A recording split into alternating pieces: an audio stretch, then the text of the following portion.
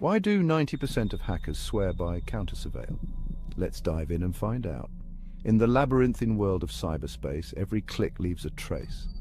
But with CounterSurveil, you become the unseen. Our podcast takes you deep into the heart of hacking, where firewalls crumble and secrets unravel. From white hat heroes to shadowy code warriors, we cover the spectrum. Join us on Iron Geek, your portal to mastering the art of stealth and strategy. Discover the tools, the tricks, and the tales that define the modern hacker. Tune in and transform from a curious novice into a digital legend. This is CounterSurveil. Unmask the unknown. Tune into the sound waves, secrets of the dark maze, dark codes in the nighttime, information, no lines. We're free in the spotlight, chatting through the late night. Smart contracts are lying, auditing, they're defying. CounterSurveil in my ear, security we engineer. Learn the truth, don't disappear. CounterSurveil, we're right here. Crypto dreams and data streams. Listen close, it's closer than it seems. Fix the flaws, see through the smog. CounterSurveil, join the blog. What's up, guys? And welcome to the CounterSurveil Podcast. If you are new here and you haven't or don't know anything about us, we like to keep conversations similar to that, like at a bar or at a hacker conference or any conference. And I like to akin it to, like the lobby bar or circle bar, if you've ever been to DEF CON, as an example. So it's basically cool people having good conversations and seeing where it takes us.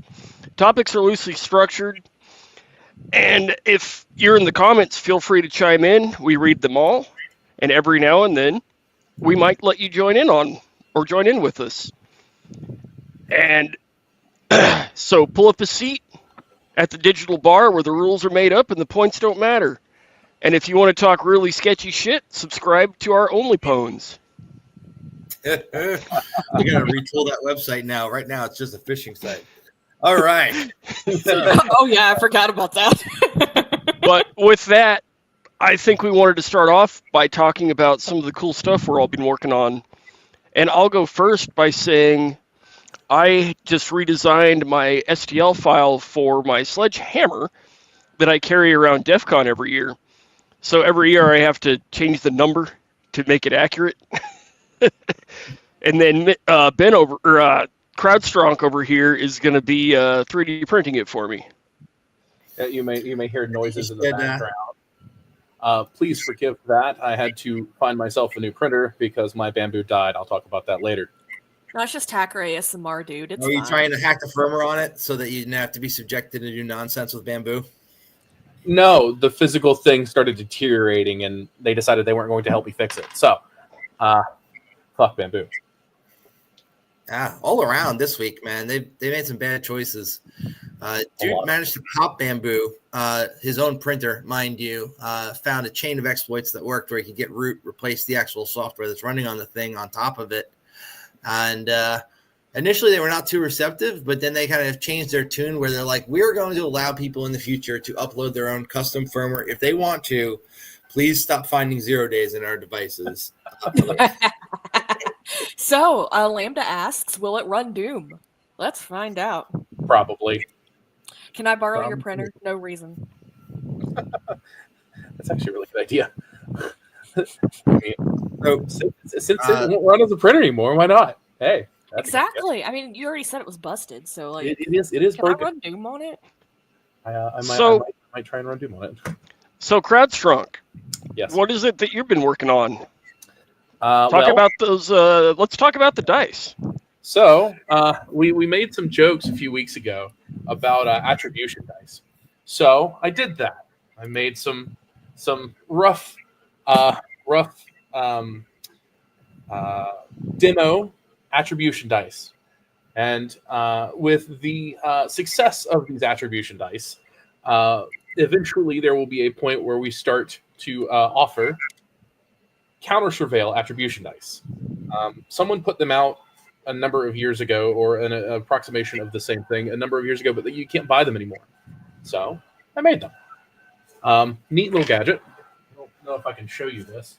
Let's see if I can get this off of the stand here. I got my hands on another new gadget besides this printer you hear in the background. I wish I could plan for this. My apologies. This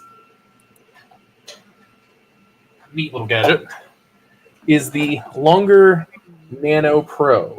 This is a galvanometric laser engraver, which will be doing most of the projects that I am running besides this printer, or these printers, I guess I should say, for the time being. So a whole bunch of neat CounterSurveil stuff is very likely going to show up for offer in the, I'd say, short to near future. Badass, man. I look forward to getting all the merch and having my own podcast name on it. That'd be pretty badass. I want some OnlyPones merch. Like, can someone make me some OnlyPones merch, please? So let's tell them a little bit about what we do with OnlyPones, Evelyn. Because Evelyn was helping out on a pen test engagement recently. She was our operational support, and me and Sledge were doing a lot of the main stuff in the test. And we got to the phishing part, and our domain got burnt that we'd bought for this engagement almost immediately. No fault of anybody's here in this chat, just they happen to have good defenses. So we need an alternate phishing domain. And luckily, CrowdStrong had, yes, I see, had been kind enough to get all of the OnlyPones related domains for us a while ago. So we had the DNS entries for those. They're like, well, how can I phish with a website called OnlyPones? So we built a fake breach notification website, and the lore here was that I use the RSS feed that's already in and published by Have I Been Pwned to generate fake breach notification notices with real breach data as far as the name of a breach. And then when we had a couple of accounts that actually had pwned passwords from them from Have I Been Pwned, we put those in, and for the ones we didn't, we just put random nonsense like month and date and other stuff for the password.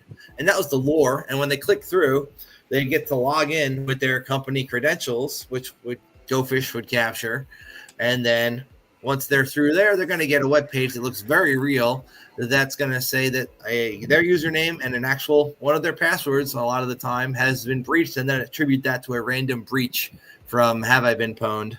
Which That's was so cheeky. It was so good. Oh my god, it worked God, really well. And then just for extra measure, we tossed up a landing page and made it look like a real breach notification website. And we didn't want to go through trouble of setting up registration for that. So for when you click register, it was just like, sorry, due to overwhelming demand, registration has been disabled until March until we can rescale our infrastructure. It worked pretty well. I just got to say, CrowdStrong got to see it. I think he liked it. It was it was very, very well played.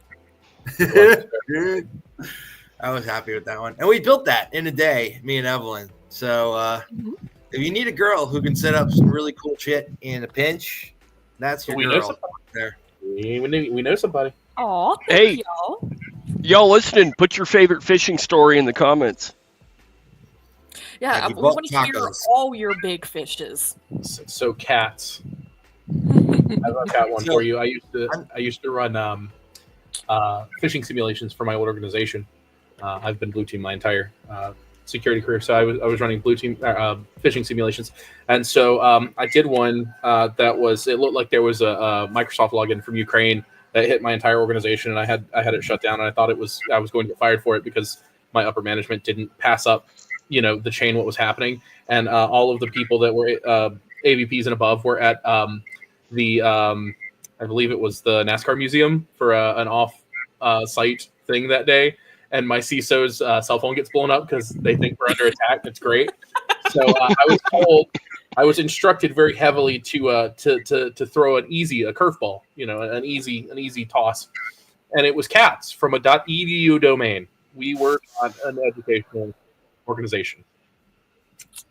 I got 68% of my organization with that thing. Oh, at that point, dude, my biggest success rate was 98%. 68% was math. Well, we had, oh God, I had, I don't know, maybe 8,000 people in my organization. So like, yeah, it was a lot. At that point, I was pulled into a meeting about 2 weeks later, and without having been told that I was training somebody else to do phishing simulations because I was just too good. So they gave it to somebody else under my nose, and fuck them for it. So here's a question. Have any of you guys actually played with Evil Jinx in the real life yet? In the real life. Hi, I set it up. Hello. Nice to meet you. But did it work? Yeah, it was fully functioning. It's just the issue there was they had really, really good security. So the beautiful Okta page that I made and showed all of you just fell straight through. So you know how I sent you that white paper sledge? Well, or you found it, or we found it at the same time. Can't remember which of the three, but that was explaining the Okta anti-phish, where you could actually set up Evil Jinx, and it did actually attempt to work, but it wouldn't actually load the form because of the white paper underneath it. My question, though, is did the two-factor work? Yeah, well, it worked in my testing just fine, because I originally tested on O365. I didn't understand the assignment. I was able to fish myself perfectly fine that way. Okay, cool. Could you fish your mom? Oh, wait. No. Not my sorry. mom, but maybe your mom. My mom. You can my mom. She'd fall for it, too. I mean, she used to use her address as her password. So, y'all didn't see the continuation of what happened to that infra, but y'all just kind of left it up, so I borrowed it to demonstrate a little bit, because the Evil Jinx is actually still online. So I used that to demonstrate to potentially interesting Web3 developer on why Evil Jinx is real. I told CrowdStrong the story. Your email from Rick Astley. Yep. That was good. Okay, that was so good real world scenario. Back me up on this one, because that was hilarious. But basically, I fished her O365, because like I said, that's what I had working originally, using an email from Rick Astley and just straight up saying log into this Rickroll. Nice. What was it like designing the fishlet? Okay, so the fishlet was actually the easy part. I was able just to grab a completely working one off of GitHub. The hard part was actually designing the email and integrating the Evil Jinx with GoFish, which is the integration I was using to send the emails in the first place. Okay, cool. I also completely automated that deployment, if any of y'all are at all interested. Actually, yes. That'd be handy as hell. A lot of time, so I've just kind of gone through and automated it, and now I've been teaching my students how to set it up. So I think I've got it down to a near science. Cool. Well, another thing that... Go ahead, Frank. Who speaks the Spanish? Oh, that would probably be Lambda. Lambda and Friends of Sophia, because I'm afraid I don't, but...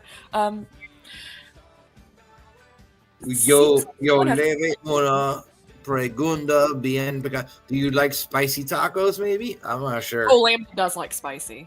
I can confirm that. The only Spanish I know is the bad words. Yeah, like same. Oh yeah, we both worked in fast food, that's why. Should we ask Lambda how he knows that he knows people with way too easy to guess passwords without MFA specifically? I mean, is he the guy who likes to log into his friends' emails to keep them safe? So me and Lambda go way back. We were friends way before the podcast. And we both kind of are. We kind of had this thing where we kind of went through each other's crap a few times, but out of good friends, out of good fun. It's an OPSEC double check. To his point, though, during that vision campaign that I was doing, even if you convince a work desk employee or whatever to try to reset your password, they can't if their hardware is configured correctly. Mm-hmm. Yeah. He tried. It was pretty interesting. It was hilarious. I'd call that a win. But it couldn't physically be done. Yeah. I mean, it's only a physical limitation. All right. So, CrowdStrong, what 3D printer are you rocking these days, and what's your gripe with Bamboo? So, I bought the X1 Carbon. I kickstarted it. It's about 2 years old. Their warranty lasts a year. Recently, quasi-recently, I started having really bad issues with banding and separation as my printer was going on. So I tipped the printer back, and so the bottom has got some really intricate pieces that hold the Z-axis supports and everything else, and the tensioner and everything, and it's made of plastic. It's in pieces. Like it literally is broken into pieces. It does not work anymore, and there's a nice little fault running through that one of my Z-axis guide rods just is free. Just yeah, It's insane. The price of that thing, and it's all plastic, is stupid. yeah. I paid $1,600 for that thing 2 years ago. Wild. And so I've been going back and forth with them for a couple of weeks now. And they emailed me this morning and basically told me I'm out of luck, man. I just have to get a new printer because they won't sell me the parts. They won't even sell me the parts to fix it. I'm just out of luck. Great. Cool. You know, before this, like 2 weeks ago, before all the Bamboo dramas happened outside of your Bamboo stuff, I was under the impression they were like one of the best ones to go with. I was as well. It's easier to use those than the other ones because the tray kind of goes up and it like comes down as you print, and it's all enclosed. And you don't have to build it when you buy it. It just comes in a box and it works. So they're And now, cool printers, and you've got a lot more of them these days than you did back 2 years ago. But this one is too, and I'll get to that in a minute. I'm sorry I interrupted. no, you go ahead. So I have given up on my Bamboo because I can't fix it. And they told me they're not going to. They're not going to help me. They won't even sell me the parts to do it. They just told me it's irreparable. So I have a $1,600 paperweight. It had 1,700 hours on it, which is absolutely nothing for a printer like that. Sell it on eBay for parts. I Fun thought about that. You can buy a brand new one today with an AMS like I've got for about $1,500. Doom it. Seriously, doom it. And then do a talk about dooming it. That's a fantastic. Maybe we might be able to save this. I doomed a crypto wallet. I can help you doom this. I've done hardware dooming before. So let me turn on my lights. Give me just a moment.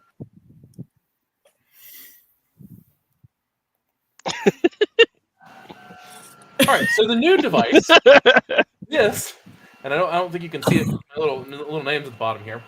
This is the less expensive version of the FlashForge Adventure series. This is the 5M, and I'm actually working on printing a case for it, an enclosure, which I happen to have the parts for here. So once I print all of this out, this won't be nearly as noisy, and it will look nice, and I can do all kinds of stuff with it. But because that noise is driving me crazy, and I know it is for y'all too. Sorry about that. No, I think it's cool, actually. It adds to the look and feel. So, yeah, this is the FlashForge. I did a lot of research trying to figure out what I was going to do because I knew that it was really high probability that Bamboo was going to tell me just that I was out of luck, because historically other people who have had issues after their 1 year warranty and even without being past their 1 year warranty have just been told to good luck. So I've been looking at many different printers, trying to figure out what I wanted. I knew I wanted another Core XY like this, not a bed slinger like the A1 or the Ender 3 like I used to have, anything like that. So the Core XY is where the bed moves up and down, not side to side. The bed slinger is back and forth, so to speak. So I decided on this because the reviews were great, and ultimately, after having this thing has been running. I unboxed it. Was it Monday? I unboxed it last night. After rewriting a resume for a friend of mine, and it's been running ever since. And these prints out of the box are better than my Bamboo ever got. Nice. Oh. Like, wild how good this printer is. So as I said, if you buy a new Bamboo today, it will cost you somewhere around $1,500. On sale, I paid $260 shipped to my house for this. So that new one that you have, which slicer do you use, or is it a proprietary slicer? They have a Flash Forge. The company has FlashMaker, but if you have used Bamboo Studio or Orca Slicer, they have a Flash Forge Orca version that is the exact same thing as Bamboo Studio or as Orca Slicer. It's just for Flash 4 devices. Okay. So I had no issues transitioning, and it works great. The only thing about this is that it is about 1.5 inches smaller than the Bamboo, which that's not that big a deal, especially for the, I don't know, $1,200 I saved, $1,300 I saved on it. Sure, I'll take that. I can only print one color. I do believe they've put out the 85X that will print in multicolor, but they're out of stock right now, and I think those are still half price of what the Bamboo would be. So, but highly recommend that. Just as a first, the first time I've used it, I've loved it so far, and I will update, I'm sure, in a couple of weeks, letting you guys know what I think about that. But I can't warn you guys enough. If you want anything, if you have a problem and you've got a Bamboo, you probably don't. It's like when you learn on something like the Ender 3 and how much of a pain in the ass that was, you're a pro now. Well, I mean, that's why I bought you that Ender 3 forever goes, to make you learn. And now I can run these all day. You run all of them. It all translates, but I did it on purpose. This is a reminder that this is not sponsored. We did not get any kickbacks or donations for this printer. This is a completely non-sponsored review. Okay. The gadgets in my lab are stuff that I've paid for. This is all straight me. So this is going on YouTube, so we have to specify according to YouTube terms and services. Otherwise, the video could get no sponsorship here. Just out of my own pocket. But so what's the most interesting device you've made Doom run on there? I don't know. That's pretty interesting. Is that a money machine? Bitcoin ATM is what it looks like. Yes, it is. I called it. That's sick. That's good. We love that. Now make it spit out money when you win. Yeah. And since I was talking about CAD earlier, I figured I'd spit out some of my favorite CAD programs. If you're doing something really simple, Tinkercad. If you want to get a little bit more in-depth, Shaper 3D. And if you want to go hardcore mode, Fusion 360. End rant.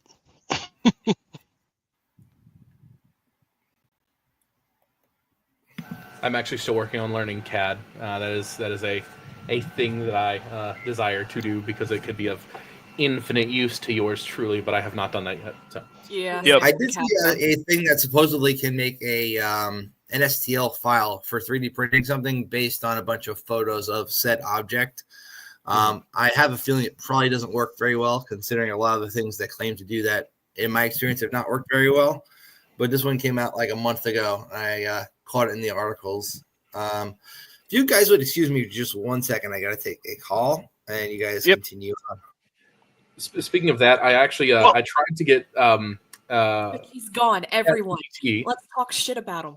I tried to get Chat GPT to build me an STL file a few weeks ago, and I'm trying to find the video for that real quick. Oh God! It was so the prompt was, I want something along the lines of a rubber ducky with Jeep tires, and all of that. A Jeep ducky. Oh my God! A Jeep ducky. Well, this is what I got.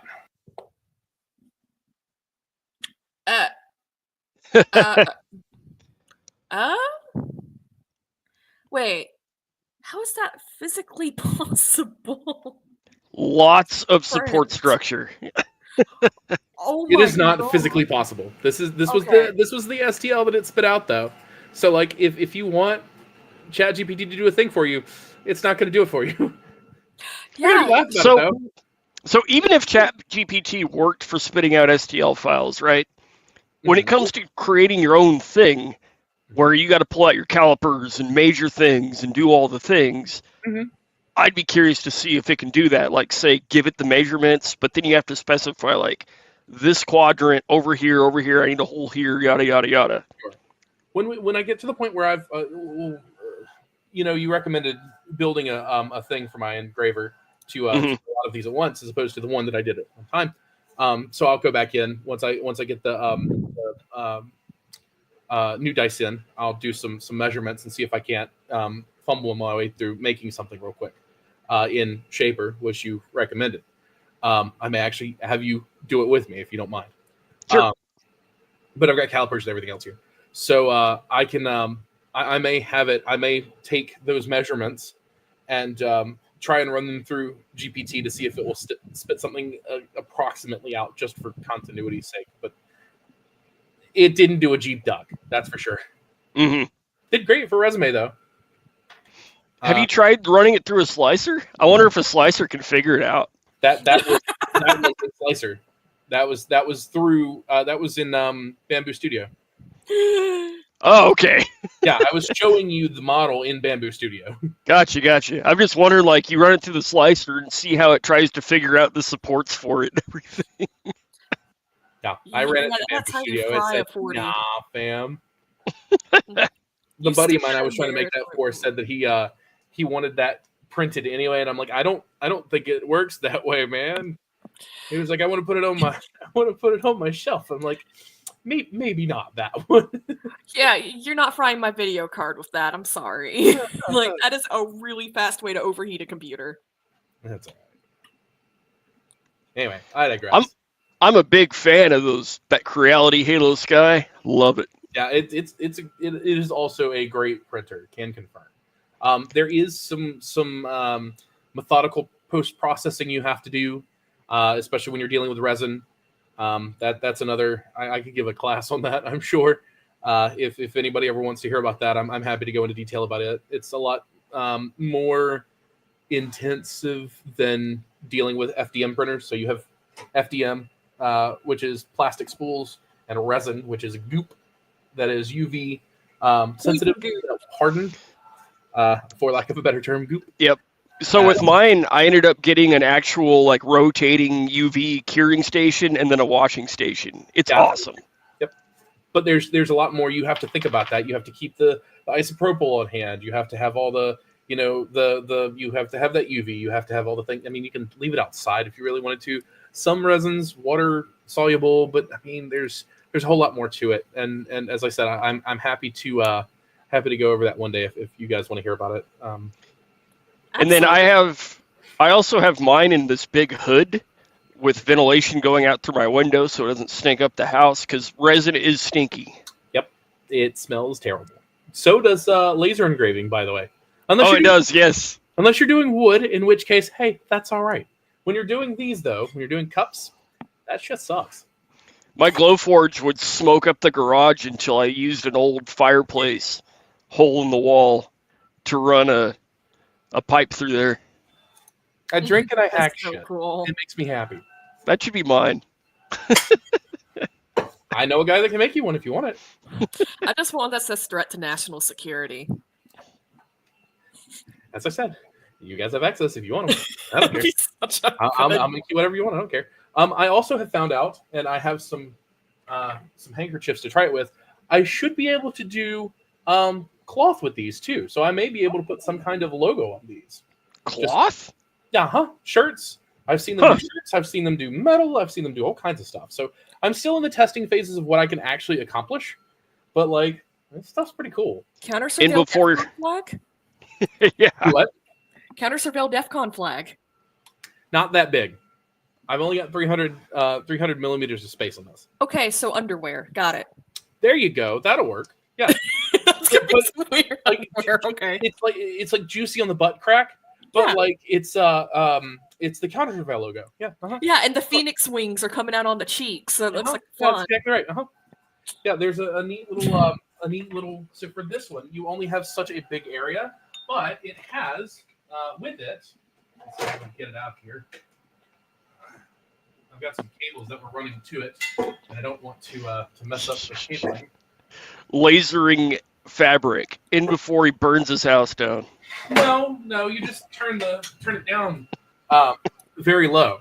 This moves. So you've got 100 by 300, and it will automatically do it. You just hook it up to the laser, tell it that's what you want, and it will. You can set something across it, and it will move for you. So does it have to be natural fabrics, or can it do polyester? I don't know the answer to this yet. These are just so I did a lot of research on the device before I bought it, which is why I bought it. It's just I haven't gotten to the point where I have put all of this into production yet. I got this thing Friday, so like I was kind of busy Saturday, so I didn't really get to play with it. This was all Friday. Like these happened Friday night at like 2 a.m.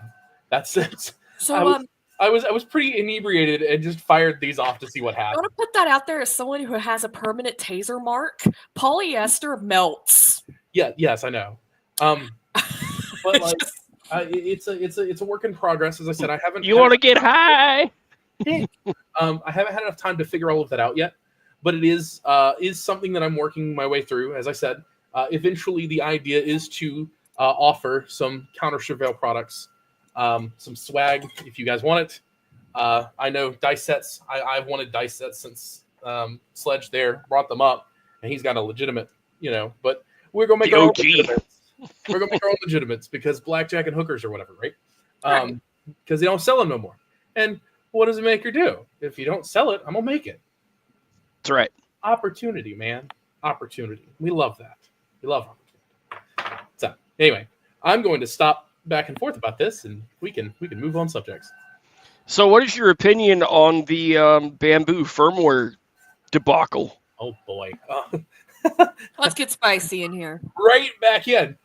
So they claimed it's for security purposes, but I think it's another ploy at them closing down their ecosystem. So let me back up. If you don't know, they've upgraded their firmware to where they are blocking off certain capabilities of third-party platforms to be able to use with the bamboo printers. I can't think of any off the top of my head, but I know there are a couple of them that have some different firmwares and different softwares that will run on it and allow you to do different things with it. So they're cutting all of this off. They did backpedal and say that they would give some extracurricular version that would allow you to use all the things, but they won't support it. But basically, they're shutting all the things down that would allow third-party devices to work with the device, with the printer. And I have a problem with that because, I bought it. I should be able to do what I want with it. It's crap.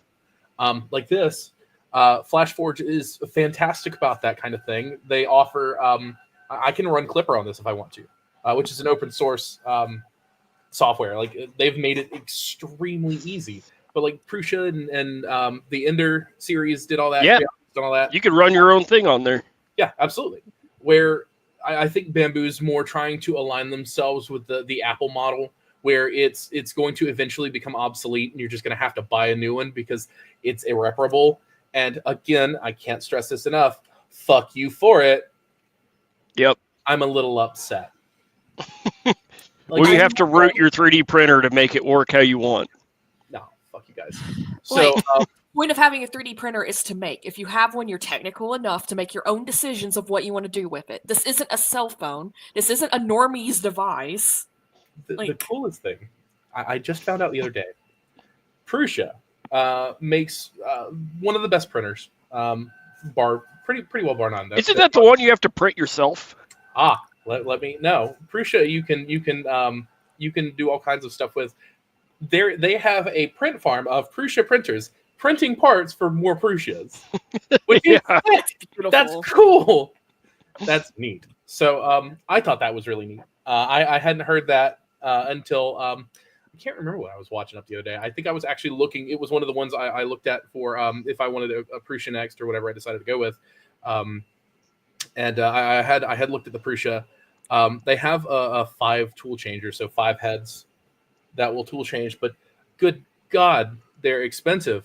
But I could see that being useful if you're doing multicolor printing and don't want to waste all the filament. The only problem with that is trying to mathematically calculate where those 5 heads go at any given point in time and trying to get them back where they should be at that next layer is really complicated. So I'm interested to see one of those in action, but that's for later. I've been looking at one of those ones that have like the 4 or 5 spools up top, and it runs through. I think it runs through the same head. So yeah, extruder. So that would be the bamboo. It had an AMS, so it will do that. This one allows for not this one specifically, but the AD5X, I think it's called, has the color changer on it that runs on the kind of like the AMS. It's got 4 spools on the back, and it'll run. And as I said, I don't think it's nearly as much. I think it's $500 or $600. I'd have to look again, but let me confirm that. I've got one that's 3 or 4 years old. Spent $5,000 on it. It only has 2 spools on it. That's the one you were helping me work on the other day. I was trying to fix the other day. Did you ever get that running? I haven't had time. It's not even worth it. It's $449 right now. He's back. with the 4 shit. colors. In fact, I could show you that if I can share my screen here. I might be able to share my screen here. It might work. Can I present this? Can he do that? I don't know. He should be able to.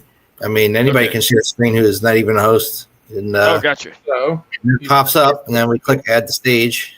There you go. There we go. Hey! So it looks just like mine, right? I'm sorry, I was across the room. Also, did you not hear about the massive honey scandal? Yes. Yeah. We don't use honey in this house. Yeah, we a don't. crypto wallet. Anyway, so this is the 85X, and it is at present sold out, but it's $450, and it does the 4 colors that you were talking about here. It's much. That is a good price for that.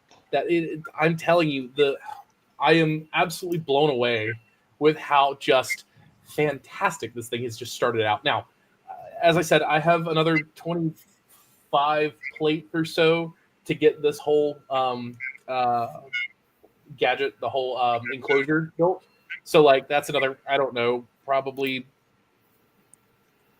maybe 100 hours worth of printing. So I'll get back to you. But yeah, it'll be running this week. But I am insanely impressed with how well this printer has done. And this is the one that I'm using now is the Adventure 5M. It's absolutely insane how nice this is, and I ended up with $10 off for I can't remember what. Anyway, it was honey. Yeah, let me tell you, yeah, that was actually what it was. So yeah, I can't, like, if you're looking for something cheap that is just really really nice. Hey, look, that's this one has the thing built around it. This is kind of what I'm looking at, but I have another different remix of this that has a little bit more functionality than I'm printing. But like, yeah, this is what it'll look like when it's done, give or take. And it's just ridiculously nice, and as much as I paid for it, man, it's wild. So yeah, I'll keep you guys posted on what I think about it long term. I love the platform for changing nozzles here. So like with the X1, I have to take an Allen wrench and take 2 screws out and unplug all kinds of stuff and everything else. With this, you hit these 2 buttons and pull the thing out. That's it. That's all it takes. You stick another one up there and you're done. You're ready to go. It's wild. It's just so much better. What a time to be alive. I want one. Yeah, it's just slightly smaller. So see, quick detach nozzles. Yeah, it literally is 2 buttons and pop out. Damn, Alfie. So, as I said, I've been insanely impressed with this, and I give me a week. We'll talk about this next week, but so far, I genuinely recommend this. If it's something you're looking for, I like their Orca Flash Forge, which is what I've got. Let's see if I've still got that. I do. So this is actually what I'm printing. No, that's not the one I'm printing. I'm printing this one right now. It'll give me all the stuff once you go in and slice, just like Orca would. It'll give you all the information about how much filament you're going to use, how long it's going to take, everything else. But this is what I'm actually printing right now, and I've printed these 2 parts prior, and I've got another 20 some odd prints, and that'll be that. And I'll just put it all together, just because that's what you do. You got to switch your screen share if you're trying to show something. Oh, all right. Hold on. Time out. Come on, man. I guess I had. Let me stop sharing that. And Oh, dude, yes, the I was Adventure trying to 5M show Pro you. is like $130 off right now. Okay. All right. Let's see. What a So, time to be broke.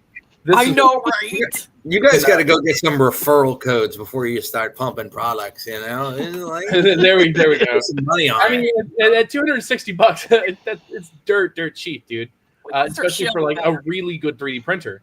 So are you able? I agree. To that is a good price for a 3D printer. Yeah, really. Are you able to see the? Okay, all right. So this is what I'm printing now, or this is the two pieces I've printed, and this is the part I'm printing now. But if you go in, once you slice the plate and everything else, it tells you how long roughly this is going to take to print. And this actually got done an hour and a half earlier than this this first part here. And it's been about that on par for the other one as well. It took about five and a half hours, and I've just been so impressed with it. It's just been wild. That's awesome. Yeah, before I have 100 hours in it, I genuinely recommend this. As I said, give me a week. I'll have this built. It'll be good to go. I'll let you know what I think of that. Really, that design, you almost don't even need support. I mean, there are a couple of pieces at the bottom here. Like if you look at the actual print itself, there are some places here. I don't know if you can see that. Oh yeah, I see. So there are some places here, but I mean, if you look at them, they're damn perfect. It took no effort to get these off. I just popped and it was done. I mean, they came off in solid pieces. Let's see. Yeah, straight like solid pieces. And that's the corner. Cool. Wild, insanely wild how great this thing works. So, and since we're still on the 3D printer thing, do you have any recommendations for storing and maintaining your filaments? Like, a lot of people say you want to keep them in bags, away from sunlight, stuff like that. I have a vacuum sealer, like I use a oh my god, what is it called? A food saver. Yeah, I use food saver bags. Yeah, and that works fine. Make sure you keep your desiccant with you. It does eventually go bad. If it sits out too long, if your filament gets to the point where you bend it and it snaps, you're not bringing that back. You can dry it if it doesn't snap, but at the point that it snaps, it's over. You're not bringing it back. Doesn't matter how much you dry it. I've absolutely put it in an oven to try and dry it. I've got filament dryers, all kinds of other stuff.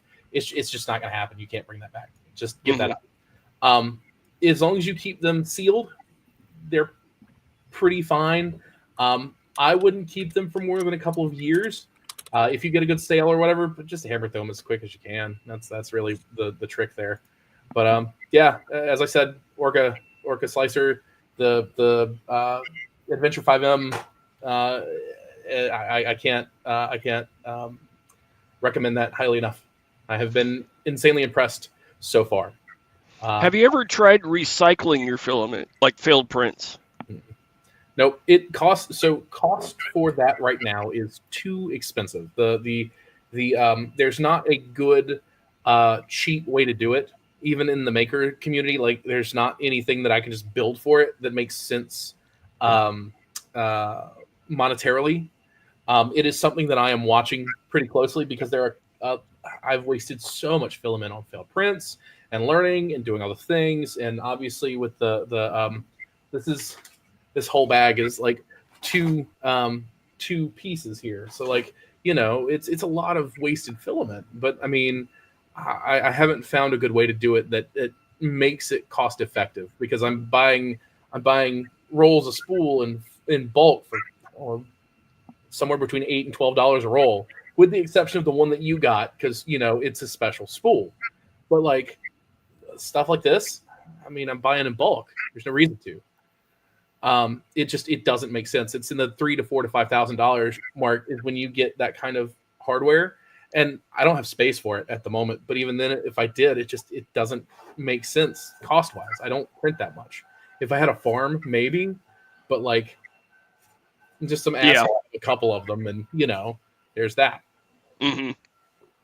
when I get the print lab, like the actual print lab set up, because of these, I could probably see putting that kind of money in that. But as of this moment in time, I can't justify that cost. Yeah, my buddy's got one. He's got, I think, what did I say, 18 printers. Mm-hmm. So he's got a lot of failed prints all at once if he screws something up. Sure. And if he has something like that, is he the one that printed the dick butts for us? Yeah. Yeah. if he were to do something like that, I could see him justifying that cost, right? That's a lot of filament to go through. I'm just not printing that much. Mm-hmm. I don't have the capacity to print that much. I could put all the printers I have running all the time and still not have the capacity to print that much. So right. But it is on my list eventually. Well, anyways. Any other questions? I think that's it for me on the 3D printing side. Same. Frank, what you got? Oh, so I just got off the phone with that guy who we made that video for, you and I, yesterday. Oh, cool. How's that going? So they reviewed it, but they're still moving forward. And, they're going to try and make the case that even though material can exist on somebody's phone solely because it is in the cache folder of Telegram, it still counts as possession because it's within your possession. And it's kind of bullshit, but even whatever. If you don't know about it. Even if you don't know about it, you had it. So it's obviously, you're involved. It's that ain't great. Politically motivated prosecution. That's so dumb. It is insane. What it is. And I'll do what I can to help the guy. We'll see how that goes. It's messed up, though. I'm going to reach out to that Chris Don guy I met at the event we did in Miami, the Counterparty. He has a large audience of people who maybe if he looks into it, he can draw some attention to that whole nonsense. So I'll try and get him involved. How much of this is public right now? Can we talk about it yet? I'd prefer we don't mention names and talk about it because a lot of the stuff that is public is incredibly misleading. So okay. Maybe later after I get his permission to talk about it publicly, we can. But I mean, if you can't get him for one thing, you just get him for something else, right? Is kind of the can't make your case here, we'll make it there, and sucks. Anyhow, well, I hope the best for him, and I hope he comes on and talks about it sometime.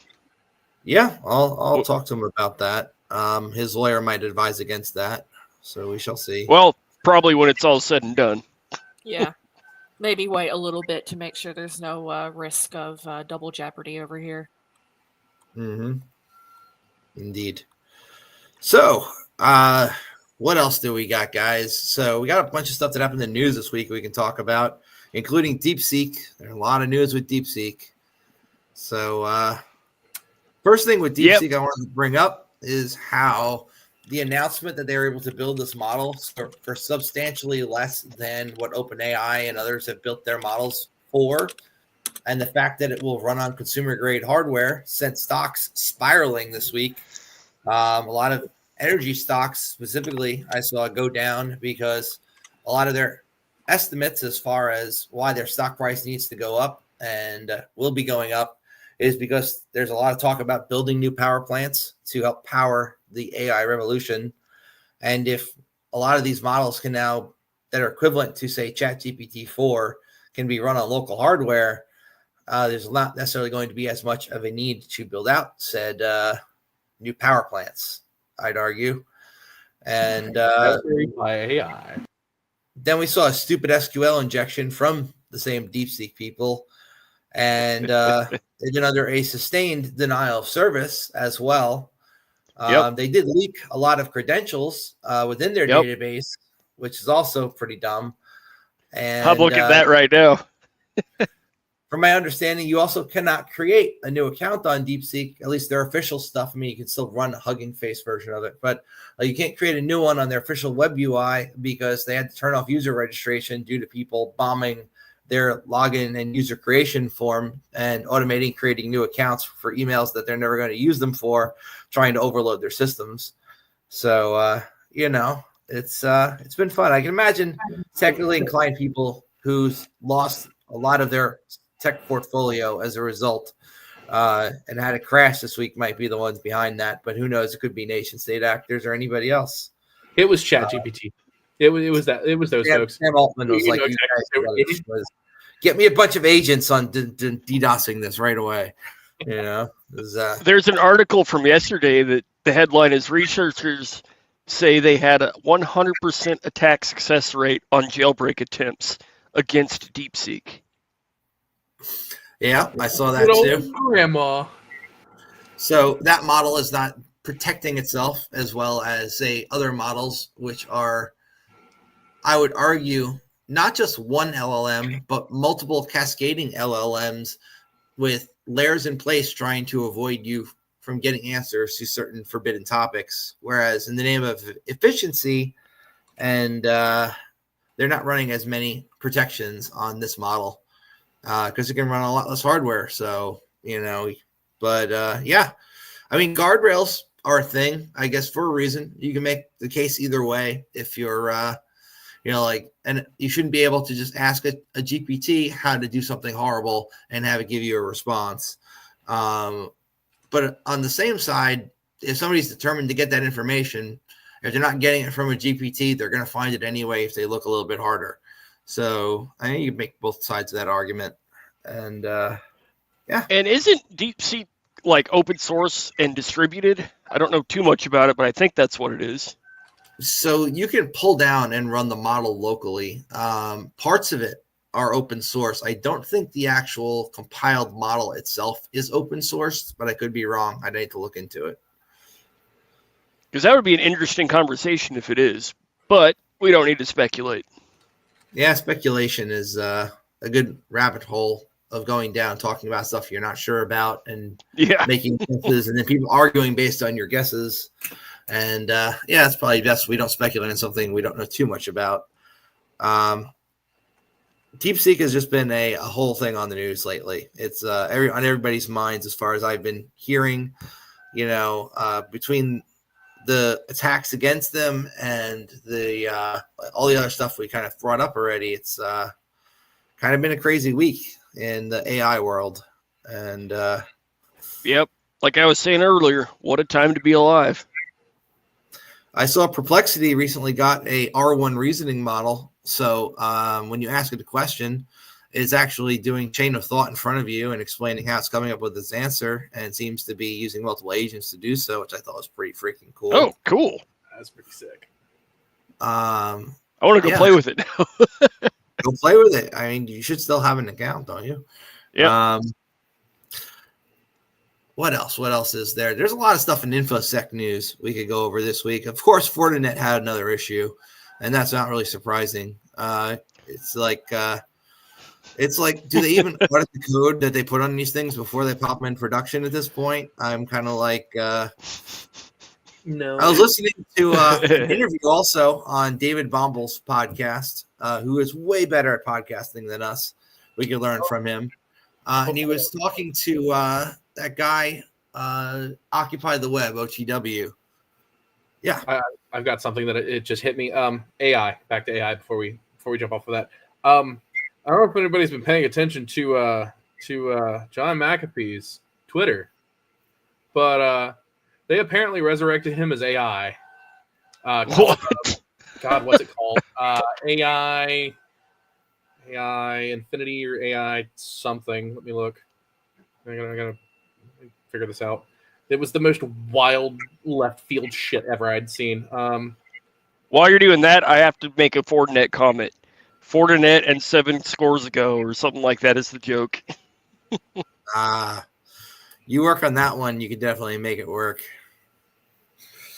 McAfee, there we go. Oh, I just got a sneaky person in here. I got to AINT virus. There we go. AINTIVARUS.ai. That's what it's called. Wild. I haven't done a lot of research on this, but the concept is it is John McAfee incarnate through artificial intelligence. So yeah, it is Possibly also a crypto scheme. Probably both. Probably. It's rolling in It his would be like the real one. It would be both. his friend or wife or whatever posted the other day that it wasn't hacked or scammed or whatever. So who really knows? But there's an AI antivirus token apparently as well. So just be aware that there's apparently John McAfee is AI out there. And before it starts hawking antivirus. How do you uninstall it? You got to shoot it. Sudo ORMRF. Oh, man, I mean, Classic. that would do it. Hack no preserve root. So United Healthcare had a breach. 190 million records exposed. Right. Yep. This has doubled the initial estimate of 100 million that initially came out. DeepSeek, we know, is facing a large-scale cyber attack. We got 85 million cryptocurrency theft from Phemex exchange, which is out in Singapore. Oh, boy. They targeted the hot wallets for the platform, exposing vulnerabilities across multiple blockchains, including Ethereum and Bitcoin. We got zero. We need them. They're still around, and Yeah, probably a better choice. We got zero-click spyware targeting WhatsApp users. So if you're using WhatsApp, you probably shouldn't be. WhatsApp has never been the most secure of the supposedly encrypted messaging platforms, and is one of the ones that was listed as responsibly managed encryption, meaning one that we've got a backdoor into, so you should use it. And I'm kind of surprised we're still hearing about zero-click vulnerabilities these days. I mean, Seems it's like every WhatsApp. month. I mean, if you can work out an attack chain with that little user interaction, good for you, because it probably took you a long time to do it. That's why, like, Apple will give you $1 million for a zero-click that'll affect iOS. Mm-hmm. We also got New York Blood Center Enterprise is getting hit by a ransomware attack this week, and those I'd say are the most important stories. And if we were going to go over to Zach Whitaker's blog, this Week in Security.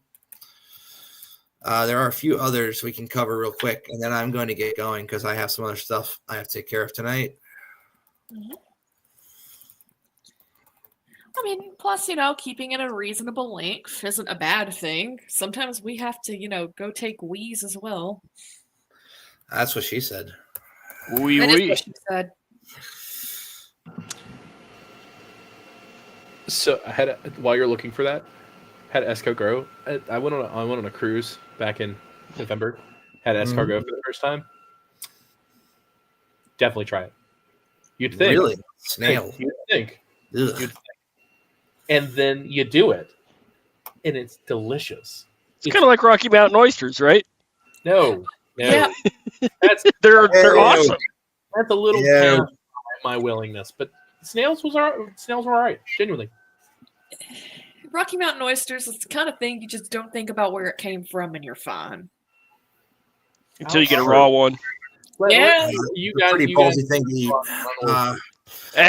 Shut up. I mean, for my last job, I kind of got used to eating balls. Anyways, So, Musk's, this is a political one, so we're going to tread lightly and keep our political opinions to ourselves here. Musk's Doge team has access to the Treasury payment system now. Elon Musk's Department of Government Efficiency representatives swept across government over the past 2 weeks, locking out career civil servants at OPM, the government's HR department, as well as their critical computer systems, taking over the GSA, General Services Administration, and they have full access to the Treasury's highly sensitive payment system. This week, yada, yada, yada. Long story short is, Musk having access to these systems and the potential implications that can have down the road. They also sent out that infamous fork in the road email, which was, if you have anybody that works for the government, wild. And even crazier that it was sent to the same air traffic controllers who were involved in both of those plane crashes this week, when they're trying to actively recruit for air traffic controllers, getting a notice after a plane crash like that. And telling you essentially, you can retire and get benefits. We're looking to cut down on people is kind of nuts. Regardless of your political opinions, If you haven't read that email, just Google Fork in the Road email, and it's out there. Yep. We got FBI season cracked and the nulled hacking forums in Operation Talent. The FBI, or what's left of it, has seized the websites of 2 prolific hacking forums, Cracked and Nulled. I think Nulled has been around a really long time, which prosecutors said allowed for more than 10 million users between them to trade hacking tools and stolen personal data. They began their domain seizure January 29th. They did some public DNS changes. 2 more sites were seized too. Operation was dubbed Operation Talent. So 2 people arrested. Ton of countries behind the takedown, including Australia, Germany, Greece, and Spain. And that's bad news for any of the 10 million users. Between them, your data is now in the hands of the feds, which is why you should not be using stupid hacking forums. You should be listening to the CounterSurveil podcast. And never give your phone to a Fed. That's also pretty good information. Never give your phone to a Fed. DeepSeek exposes database. They also spilled chat histories. We missed that part. So in their database leak, the chat histories of people who have been using the platform were also leaked, which is one of the things that terrifies a lot of people who work in the corporate world when people are using tools like ChatGPT and potentially uploading corporate secrets to it. If those were to then get breached and those chat logs were breached, so are your corporate secrets. So be very careful before you upload company information to an AI tool. Even if you think you can trust it, down the line, you might come to bite you or your company in the ass, or both. Allow me to interject. Be careful before you upload company information. Period. To anything. Period. If it's the internet doesn't forget, and it's not just like corporate data, but the internet doesn't forget, man. But do they forgive? And should we expect them? No. But you should expect them. So that's an interesting topic because I've been talking with some people that are trying to train their own things like on site. So like, let's say you're an analyst and you have a question, you can upload to their LLM without it going to the internet to ask questions and not leak anything. Local in theory, augmented data, so RAG data, as it's called, is pretty good. You can use an already pre-trained model and give it some additional data to go to when it's answering questions. It's cool shit. I have an article to send you on that, Sledge. In fact, I could just freaking do it here. I'm actually helping a buddy train his model right now. Interesting. So here's one I'm just going to share into the chat here. Team says they've recreated DeepSeek's OpenAI killer for literally $30. Now, when you actually dig into this article, though, the cool part that I found was that the small language model starts out with dummy outputs, gradually develops tactics such as revision and search to find a solution through the team's reinforcement training. They released a project called Tiny Zero for people to tinker around with. Now, Tiny Zero looks pretty interesting. And through R10, it's a small language model at only 3 billion parameters compared to, say, a 671 billion parameter one. This is a pretty good accomplishment for open source devs because this stripped down approach to AI development is going to let you get really good results on smaller models. So they tightened the screws on the pie in the sky AI ventures led by Meta, Google, and OpenAI. The spawned a copy of questions, yada, yada, yada, 7 wealthiest tech corps. But if reproducing a model like Tiny Zero can be done for less than $30 and a few days work, then why do tech conglomerates need 500 billion in infrastructure for it to work? Is a pretty good question, I'd argue. Well, have you ever bought a yacht? A really nice yacht? Hold on, time out. Go back up to that first thing. It says something about a pregnancy test. That's the Doom video game on the pregnancy test thing. This is core memory unlock for me. A friend of mine, a security buddy of mine, a number of years ago, and I were talking about the Bluetooth pregnancy tests. And we were talking about if there was some way to force them to say yes. And a quote came to mind, and it makes me it's a good time in my life. At the flip of a bit, the man of your dreams can be yours forever. Shout out, to that, bro. But also, don't do that. Don't lie about shit like that. But yeah, I just that specific pregnancy test made me think about that. I actually have one of them here somewhere that I was working on at one point in time. So, You just got to make it play Doom, and it's a choose your own adventure. there you go. I mean, any pregnancy test is a choose your own adventure. It's kind of the point. If you find John Romero's head on the pregnancy test, you win babies. So Paragon, who if memory serves, actually sells our government spyware, had a attack disrupted recently by WhatsApp, where Meta's WhatsApp said they detected this app targeting 90 users, including journalists and members of civil society, having their phones hacked with zero-click spyware developed by Paragon by way of malicious PDFs. No need to update your devices this time, as WhatsApp fixed its server side. It's not clear what customer ordered the spying, but at least the Italian journalists involved in this one were notified of said hacking. Paragon is Israeli-made spyware and just agreed to be acquired by AE Industrial, which is a U.S. private equity giant. It is classic spyware, punching into your phone without you knowing. So that would be what we call a zero-click exploit. And the U.S. ICE signed a contract with them recently, their subsidiary last year. Apparently comes with safeguards to prevent customers overseas from targeting U.S. citizens, but not U.S. government from targeting U.S. citizens. Whoa, man, that's spicy. I think I'm going to That's as political as I like to get there. Government's gonna government. That backdoor conversation is ooh. Yeah, this was not the backdoor I wanted to talk about at DEF CON, okay? All Apple devices got a security update after a zero-click was fixed near a zero-day exploit here. So every Apple device got an update this week, from an iPhone to an iPad to a Mac to an Apple Watch to an Apple TV to a Vision Pro headset. This zero-day bug is in Core Media, which is the media engine that Apple uses across all of its platforms. It is not the first 0 day of the year. Apparently there was another one.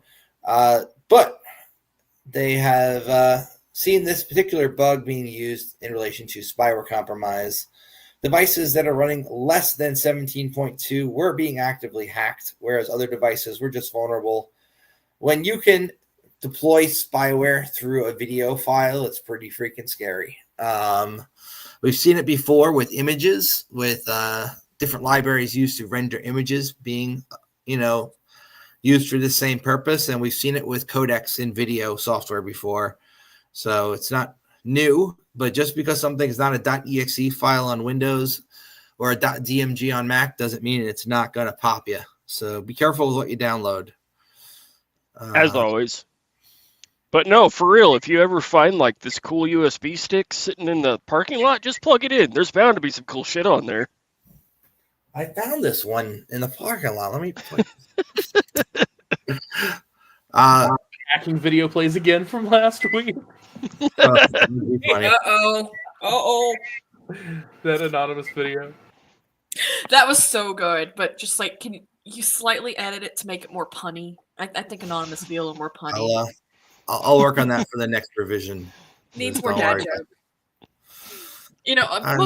Most of them would be dads by now, right? Probably. I don't know. If they chose to reproduce, I imagine. I would assume they would if they had the opportunity. So I'm going to assume, yeah. And the federal government does have very good health insurance, from my understanding. So they're probably, their kids are taken care of well. What else do we have? So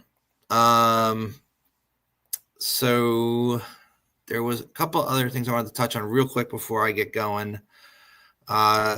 So meet the 23-year-old who infiltrated a North Korean laptop farm. This is a fascinating story of the CEO, Aiden Rainey, who told the U.S.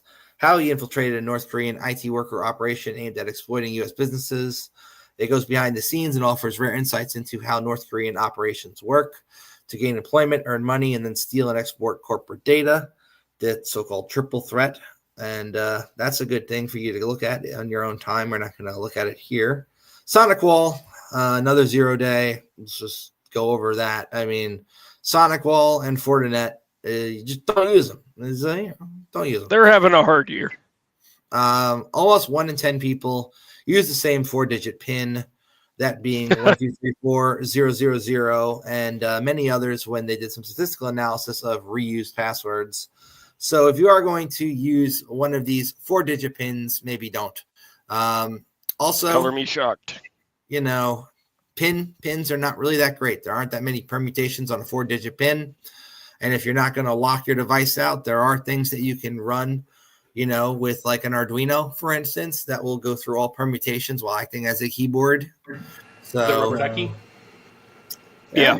Ducky like. Yep, Ducky will do it. Extension. I think your Flipper Zero can do it too these days. Yes. Probably. Extension Hound analyzes DNS queries from Chrome extensions and other browser plugins, which have been coming under attack lately due to sync jacking attempts and just plain old hacking into dev accounts. It's problematic. Extensions, you know, when you're letting people run other people's code and you're not auditing it first, you're kind of run into problems. So this is a program that they put out, ironically, as an extension called Extension Hound to watchdog other extensions. So Extension Hound will extension your extensions while you're extensioning. It is kind of. Bro, I heard you like extensions.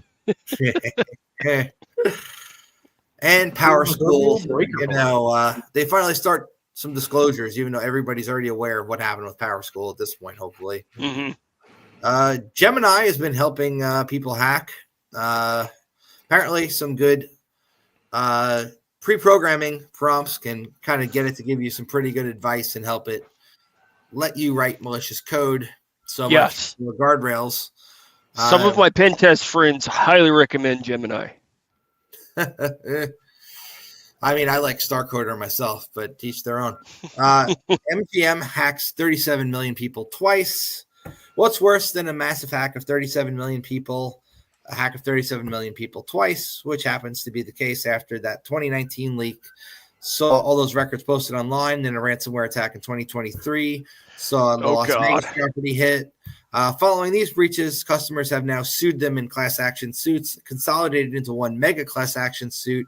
They agreed to pay $45 million to settle said breaches, though 30% of the payout is going right into the pockets of the lawyers. If Delchai was here, that would be a rant. Didn't MGM get sold off? I heard Sola in that whole sentence. Didn't MGM get sold off? I don't know. One of the casinos in Vegas just got sold. I can't remember who it was. I mean, they get sold all the time in Vegas. It's kind of like a revolving door of who owns the casino today. Angel Sense spilled their customers' data location data. Good. This is a GPS tracking company for people with disabilities. Left an exposed database to the internet without a password. Think OpenS3 bucket, which contained a bunch of sensitive personal information from their systems, including real-time precise location data of individuals being tracked, and worse than that, individuals with disabilities being tracked. So an already vulnerable population up for more abuse. And we got a happy corner. Happy corner. So the owning our story and loving ourselves through that process is the bravest thing we'll ever do, is what he wrote here. So until next time, How I look at making a pun and just laughing to myself. Giddy! Giddy, hey, look. Got her. She clicked the link. So I think that's it for me. You guys can keep going. I have some other stuff I got to do right now. I'm kind of backlogged with work, having been traveling so much. So I got to take care of some stuff. I'm thinking let's call it. Mm-hmm. That's up to you. You're the co-host. What to say? Let's all sign off and roll the tape. Yeah. All right. Sounds good. Support Mark Rogers. Woo! Support That's Mark right. Rogers. Hey, Go he's doing good. Okay, let's sign off with that. Come on. Oh, I thought we'd sign off with this video from last week. Scene 1, static interruption. Scene 2, anonymous announcement. This is a special announcement from Anonymous. Do not be alarmed. We control all that you see and hear. We control the horizontal and the vertical. We can flood your mind with 1,000 images at once or expand one to crystal clarity. You ignored our member's request to hack his girlfriend's Facebook account. How dare you shameless hackers refuse to share information with newbies? Let this serve as a warning to you to be kinder to those seeking knowledge. That'll never get old. That will truly never get old. Well played. Anyways, peace.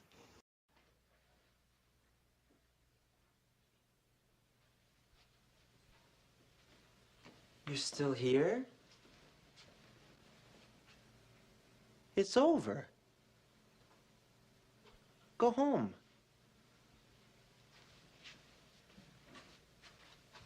Go.